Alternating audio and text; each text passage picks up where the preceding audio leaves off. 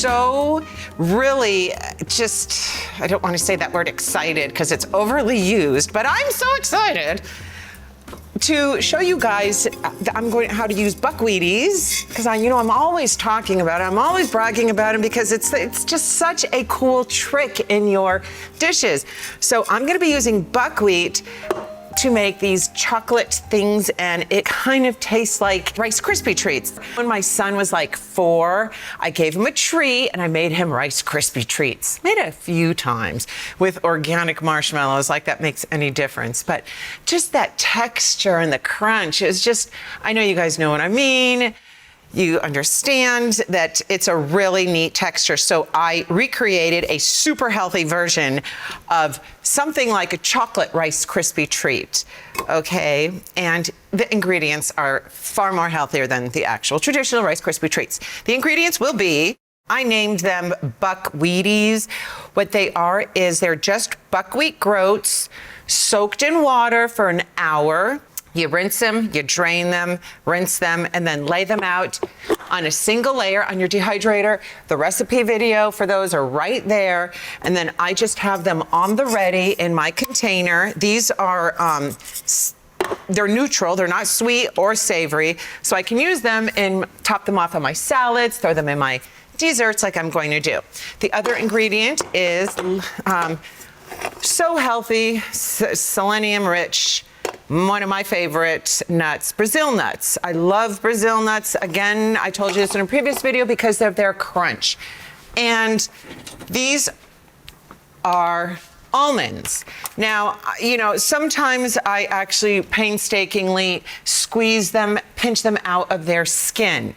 But since this is chocolate and the skins are brown, I didn't think I needed to do that. But these are soaked for an hour or 2. Then I lay them on a sheet evenly in the dehydrator, and I put them in the dehydrator for a good 2 days. It was taking a while yesterday for them to get really hard like I want them to, so I had to take them and put them in the processor and beat them up a little bit so that it's more access, there's more access for dry areas. So that's what I did.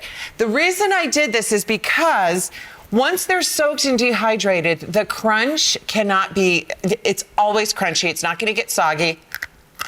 The texture is just perfect for when you want a crunch, just like with your crust, your raw crust. I don't like a soggy, nutty, raw crust. But this, if you make your crust out of this, it will stay crispy, even though it's got that moist filling on the top. So that's why I really love this. And if you don't want to pinch it, that's fine. Soak them for 2 hours, lay them on, throw them in for two days or a day until they're crispy, like that. And then cacao powder and maple syrup and a little vanilla.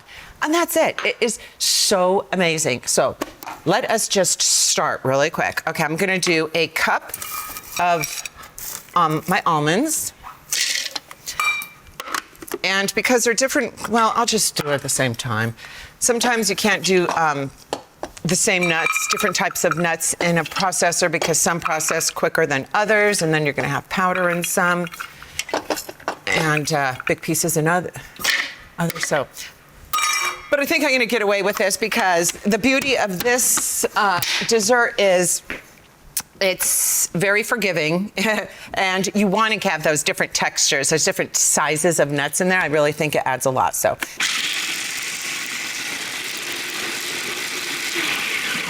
the reason I go like this a little bit so that I can shake up the contents. It's fine. You're not going to damage your machine by doing that as long as this is firmly in place. A cup of buckwheaties, and see how that looks.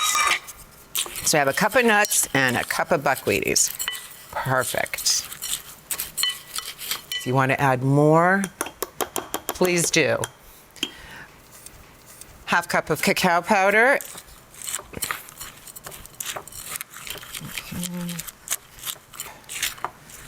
Now it's ready for the maple syrup. So I'm going to put a cup of maple syrup in there to start. I can see I might need a little bit more. So here's a half cup more in here. and just press and drag, I find is the best way. It's amazing. These buckwheaties they keep their shape. They're not getting crunched or broken up because they have been dehydrated as well, by the way. Okay, well, it looks like everything is pretty mixed in there. I should have thrown a little vanilla in there. It's great for dessert. Sorry guys, I forgot vanilla. Let's do a half a teaspoon of vanilla in there, or vanilla flavoring. Mash and drag. Okay. Okay, so I put a piece of wax paper on the bottom of any plate. So this is just, a pie plate, a regular plate, or you can make the balls if you want. You can roll them into balls, or you can just put them on a plate and mash them and then break it up for later. I did put a piece of wax paper on there so I can remove it easily from the plate. I'm gonna use this to mash it down a little bit. And then this looks kind of nice. It does add flavor to it too. If you take whatever this is called, a sifter, and just lightly sift some cacao powder on the top of it.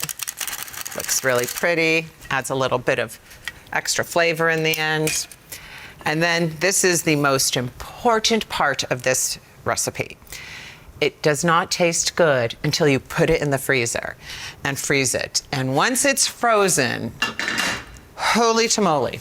So I have these balls that I've made earlier, and let me cut one open for you so you can see inside how cool. Oh, look at that. The really white little parts are the buckwheaties, and then you have the almonds, and I see a little Brazil nut piece in there. And this, the fun, when it's frozen, and sometimes it's a little hard, you might have to, depending on how cold your freezer is, you might have to remove it 10 minutes before you want to enjoy it, but once it's pretty frozen, it tastes like a Rice Krispie treat with chocolate on it. It's so good! I am really hoping you guys, if you have a sweet tooth, especially if you're a chocoholic, oh my God, it's so good. The texture is just off the hazy. The nuts in there, that buckwheaties. All these 3 nuts are so important to use. And by all means, if you want to do the balls, go for it. Make sure you roll it up in the cacao. But talk about a crazy little raw treat. That's really healthy for you too. So if you guys make this, I would love to hear how you loved it. And please pay attention to the texture. Well, actually, you can't not pay attention to the texture.